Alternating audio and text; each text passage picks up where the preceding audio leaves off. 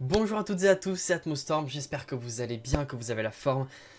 Je suis de retour après presque 2 ans d'inactivité et j'en suis vraiment navré, c'est dû à mon manque de confiance en moi sur le fait de pouvoir produire des vidéos sur des contenus scientifiques.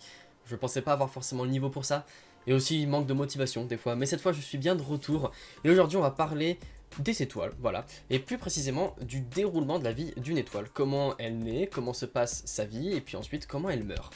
Si vous avez des remarques, des questions par rapport à des choses dont j'ai parlé dans cette vidéo, n'hésitez pas, il se peut aussi que je fasse des fautes, je ne suis pas un professionnel. Sur ce, on est parti.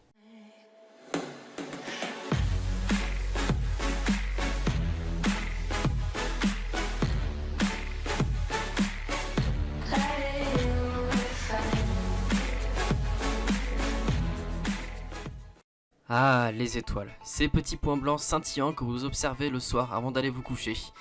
Ce que vous ne savez pas, c'est que ces petits points blancs sont des fois peut-être déjà morts ou en train de se battre pour vivre. Et oui, car en réalité, une étoile est en danger de mort constant. Mais ça, on le verra un peu plus tard dans la vidéo.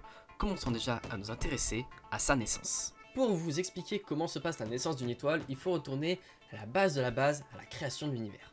Bon, ici on va pas parler de la théorie de la création de l'univers justement et de tout ça parce que de 1 c'est un peu complexe et de 2 ça n'a pas vraiment de rapport. Dites-vous juste que fut un temps, il n'y avait aucune planète, aucune étoile, rien. Juste des grands nuages de gaz composés d'hydrogène et d'hélium. 2 éléments qui sont vraiment très légers, donc c'était des nuages de gaz très légers. Pour illustrer la formation d'une étoile, je vous propose un petit schéma. Ici, les points rouges, ce sera notre hydrogène, et les points bleus, ce sera notre hélium. Et bien ces petits éléments, au fil du temps, vont continuer à se multiplier. À tel point qu'au bout d'un moment, ces nuages auront retenu une masse suffisante pour être soumis à leur propre gravité, tout comme notre planète Terre finalement. Alors soumis à leur propre gravité, concrètement, ça veut dire quoi? Ça veut dire que nos petits atomes d'hélium et d'hydrogène, ils vont pas continuer à s'éparpiller partout. À cause de la gravité, ils vont plutôt être attirés vers le centre du nuage de gaz. Et autrement dit, ça va les rendre plus denses. Et ça va continuer longtemps et longtemps jusqu'à ce que ces nuages de gaz soient assez denses pour former ce que l'on appelle une étoile. Donc oui, de base, une étoile, c'est juste un énorme nuage de gaz composé de plein d'hydrogène et d'hélium qui se rassemblent au centre du nuage à cause de la force de gravité. Mais alors du coup, qui dit création d'une étoile dit aussi formation d'un noyau, forcément. Sauf que petit problème, le noyau d'une étoile va subir des forces gravitationnelles vraiment extrêmes pour lui. À tel point qu'il pourrait en fait s'effondrer sur lui-même. Mais alors on pourrait se dire pourquoi une étoile ne meurt pas instantanément après sa création, puisqu'elle est directement soumise à cette force de gravité. Et bien en fait, ce qui la sauve, c'est ce qu'on appelle la fusion nucléaire. Alors, pour vous expliquer ce qu'est la fusion nucléaire, il faut d'abord que je vous rappelle comment est constitué précisément un atome. Comme vous le voyez sur ce schéma, on va représenter généralement un atome par une petite bille, ici la grosse bille rouge. Autour de l'atome gravite toujours au moins un électron, qui est une petite particule chargée négativement. Mais ici, pour notre fusion nucléaire, on s'en fiche un petit peu. Le plus important, c'est ce qu'il y a à l'intérieur de cette bille rouge. Eh bien, on a tout simplement un noyau, mais un noyau composé de 2 petites particules encore plus petites, que l'on appelle protons, des particules chargées positivement, et des neutrons, des particules qui sont électriquement neutres. Et l'ensemble des composants se trouvant dans le noyau d'un atome sont donc appelés les nucléons. Retenez bien ça, on en reparlera tout à l'heure. Et on en revient donc maintenant à notre fusion nucléaire. En fait, la fusion nucléaire consiste à fusionner le noyau d'un atome avec un autre, pour former des éléments plus lourds et donc libérer de l'énergie.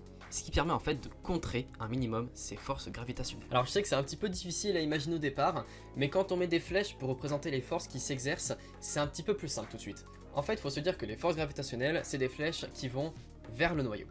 Et la fusion nucléaire, c'est des flèches qui libèrent de l'énergie, donc des flèches qui partent du noyau. Du coup, c'est un peu comme si on avait 2 forces qui se contraient, et c'est ce qui maintient l'étoile en vie. Bien sûr, au départ, ce ne sont que des atomes d'hydrogène qui fusionnent entre eux pour former de l'hélium. C'est d'ailleurs ce qui se passe dans notre soleil pendant que vous visionnez cette vidéo. Mais alors très vite, on peut se dire qu'on arrive à un problème, c'est qu'à force que les noyaux d'hydrogène fusionnent entre eux pour former de l'hélium, on n'a plus assez d'hydrogène dans l'étoile. Et au fur et à mesure qu'on en manque d'hydrogène, il y a donc moins d'énergie de fusion qui est libérée, et donc la force s'exerçant sur le noyau s'accentue encore. L'étoile se retrouve donc de nouveau en danger de mort. Mais cette force qui s'exerce sur le noyau va tout simplement le réchauffer très fortement. Et l'étoile va donc atteindre une température suffisante pour entamer la fusion de l'hélium. Car oui, la température pour que 2 atomes d'hydrogène fusionnent n'est pas du tout la même que celle pour que 2 atomes d'hélium fusionnent. Et c'est pareil pour les autres éléments. Et du coup, vous l'avez compris, ce phénomène va encore et encore se répéter et faire apparaître des éléments que vous connaissez peut-être, comme le carbone, l'azote ou le néon. Il faut savoir que sans les étoiles, ces éléments plutôt lourds n'auraient jamais vu le jour. Et on peut continuer comme ça en allant jusqu'à l'élément du fer. Pour aller au-delà, ça demandera trop d'énergie et on verra un peu plus tard comment les éléments au-dessus du fer, comme par exemple le calcium ou l'or, ont été créés. Mais Ok, petite pause pour vous dire qu'à cet endroit, ainsi que dans la suite de la vidéo, je me suis en effet trompé. Le calcium est un élément qui se trouve avant le fer et qui est donc produit lors de la vie de l'étoile et non plus tard, et vous verrez comment. Je m'excuse de cette faute, je vous laisse avec la vidéo. Attention, toutes les étoiles ne peuvent pas aller jusqu'à la production de fer. Certaines qui ne sont pas assez grosses finiront tout de même par mourir avant d'y arriver. D'ailleurs, pour l'anecdote, notre soleil ne sera certainement pas assez gros et puissant pour aller jusqu'au fer. Du coup, vous l'avez compris, la vie d'une étoile en fait varie un petit peu selon sa taille. Et selon sa taille, elle aura aussi différents cycles de vie. Je m'explique. Par exemple, notre soleil est actuellement considéré comme une étoile de type solaire. Il est donc voué à grossir et devenir une géante rouge, comme vous le voyez sur ce schéma. À ce moment-là, il serait alors tellement grand qu'il aurait déjà absorbé Mercure, la planète la plus proche du soleil, mais aussi Vénus, la deuxième planète la plus proche du soleil, et également, c'est qui la troisième? La Terre. Enfin, vous inquiétez pas, avant qu'on en arrive là, je pense qu'on sera déjà tous morts d'autre chose. Car oui, ça n'arrivera pas avant des milliards d'années. Maintenant que vous avez compris à peu près le fonctionnement de la vie d'une étoile, on va se cultiver un petit peu. Les étoiles les plus grandes sont les géantes bleues. Lorsqu'elles meurent, elles provoquent l'explosion la plus violente de tout l'univers, appelée supernova. La lumière produite par cette explosion est telle qu'elle dépasse largement la lumière produite par une galaxie tout entière. Et c'est d'ailleurs grâce à ces explosions que de nouveaux éléments vont être créés comme... je vous en parlais tout à l'heure, l'or ou encore le calcium. Et pour ceux qui se posent la question, oui, je parle bien du calcium présent dans nos os. Donc autrement dit, on ne pourrait pas exister sans la mort d'une étoile.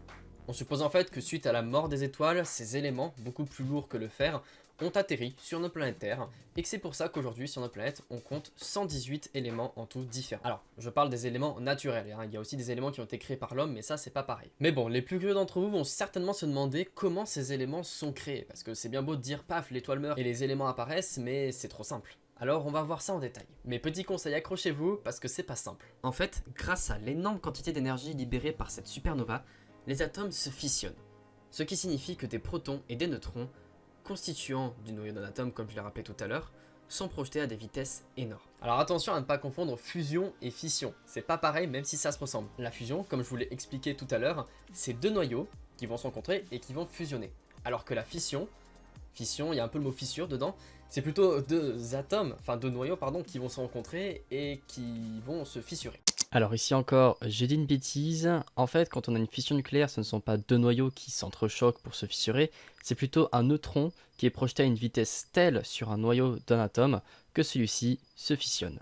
Ces protons et neutrons vont donc par la suite rentrer en collision avec une vitesse telle qu'ils vont de nouveau fusionner, puis se fissionner, puis se refusionner, puis se re-refissionner, et ainsi de suite. On appelle ça la nucléosynthèse. Alors je sais que vous n'avez pas compris grand chose, mais globalement c'est ça qui se passe. C'est un peu le bordel en fait quand une étoile meurt.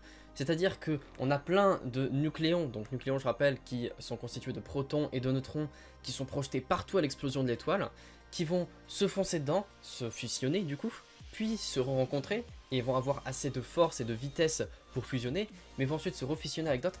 Ça va continuer comme ça longtemps, et c'est ce qui libère cette énorme quantité d'énergie quand une étoile meurt. Et du coup, vous l'aurez compris, c'est aussi comme ça qu'on se retrouve avec des atomes qui sont composés de plein de protons et de neutrons. Comme par exemple l'or, oui, toujours lui, je l'aime bien, qui possède 79 protons. Et alors finalement, on a beau se dire que la mort d'une étoile peut être un peu triste, ça offre toujours un spectacle magnifique, comme le montrent ces images que je vous affiche actuellement à l'écran. C'est des supernovas et elles sont vraiment magnifiques. D'ailleurs, petit abus de langage de ma part, mais c'est bien, comme ça vous permettra de retenir aussi. Une supernova, c'est vraiment l'explosion en elle-même qu'on appelle supernova. En fait, ces petits nuages de couleurs qu'il reste derrière, dans les images que je viens de vous montrer, on appelle ça des nébuleuses. Vous avez peut-être entendu parler de nébuleuses très connues d'ailleurs, comme la nébuleuse d'Orion ou la nébuleuse du Crabe. Mais alors, une fois que l'étoile est morte, qu'est-ce qui reste réellement derrière tout ça? Eh bien, une fois l'explosion passée, il ne reste qu'un noyau. Pour les étoiles moyennes, ce noyau est appelé étoile à neutrons. C'est une étoile extrêmement petite, mais aussi extrêmement dense. Pour les étoiles les plus grosses, on observe une telle densité pour une si petite taille que cette étoile à neutrons se transforme en trou noir. La densité est telle que la lumière elle-même est aspirée par celui-ci. Je vous en dis pas plus sur les trous noirs, même si c'est un sujet fascinant, mais ce serait trop complexe pour en parler dans cette vidéo. Et voilà, cette vidéo est terminée. J'espère qu'elle vous a plu, que je vous ai pas trop perdu, j'ai essayé de rester le plus simpliste possible. En tout cas, n'hésitez pas à me le dire dans les commentaires pour mon retour, ça me ferait énormément plaisir de voir que mon travail vous plaît toujours. Si vous avez des idées de vidéos que je peux faire, n'hésitez pas à les proposer toujours dans les commentaires également. À lâcher le petit pouce bleu si la vidéo vous a plu, ça me fera toujours plaisir. Et puis sur ce, portez-vous bien, prenez soin de vous car c'est plus important. Et à très bientôt pour une prochaine vidéo. Ciao tout le monde.